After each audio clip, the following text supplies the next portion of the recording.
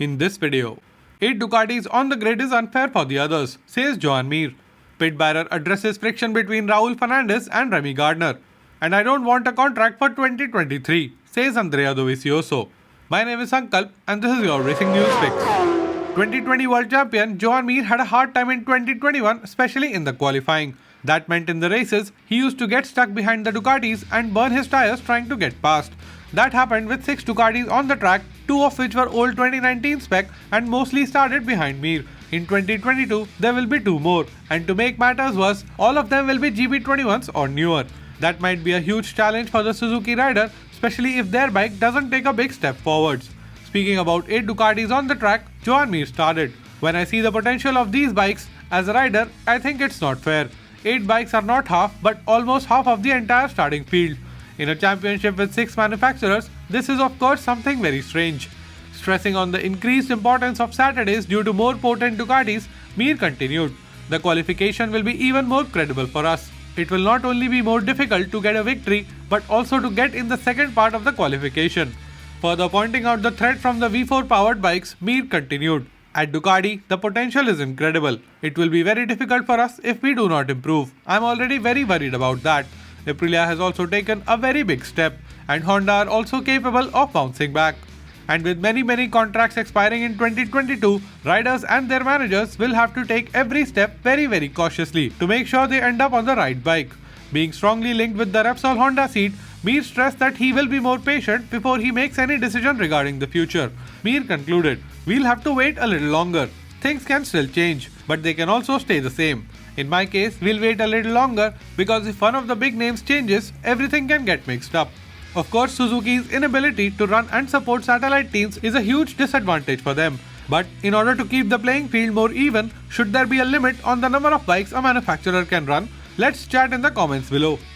Back when Gardner won the Moto2 title, Fernandez came out with favoritism allegations on Aki team and called himself the moral champion. Later, Gardner called all those claims bogus. If you haven't seen that video, you can check it out right here, and I'll also leave a link in the description box below.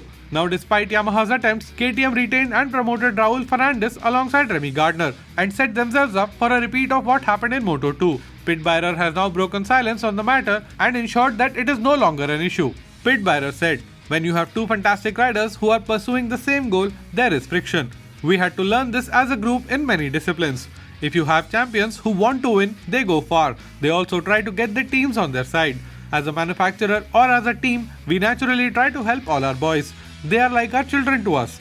In the end, however, they have to fight it out on the racetrack." Of course, the guys put themselves under pressure. There was a world championship title at stake. The one who took it was super happy, the other was not, and he was of course not happy at that moment. That is clear. Ensuring that the matter has been addressed internally, Beirer continued. "But I can confirm that everything is good. We had a meeting in Austria where all 4 riders and team managers sat at the same table. I don't think that's going to be a topic of discussion anymore. But of course, the guys will pursue the same goal again. Everyone wants to be better. So we will see what the future holds."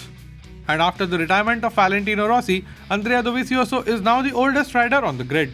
Dovizioso has signed directly with Yamaha for 2022 and will ride a factory spec M1, but currently has no rights secured for 2023. When asked about his plans beyond 2022, Dovizioso said he doesn't know what he wants to do yet, but said that the future will be tied to the results he can achieve this season. Dovi started, "It has been a strange year last year and it will be a strange year this season because I don't have any program, and this is the reality. But I don't want to speak about that and really live this season like the last season because I don't know what will happen. But I'm still completely relaxed. I don't have any contract for next year and I don't want any contract for next year because I don't know in this moment what I would like to do. But for sure, everything is related to the results because if you're fast, you enjoy. If you're not fast, you don't enjoy, especially in this stage of my career." If you made it till here, help me out. Subscribe to the channel and ring the notification bell. Here are 2 more videos which you might enjoy. My name is Sankalp and I'll be back with another video very soon.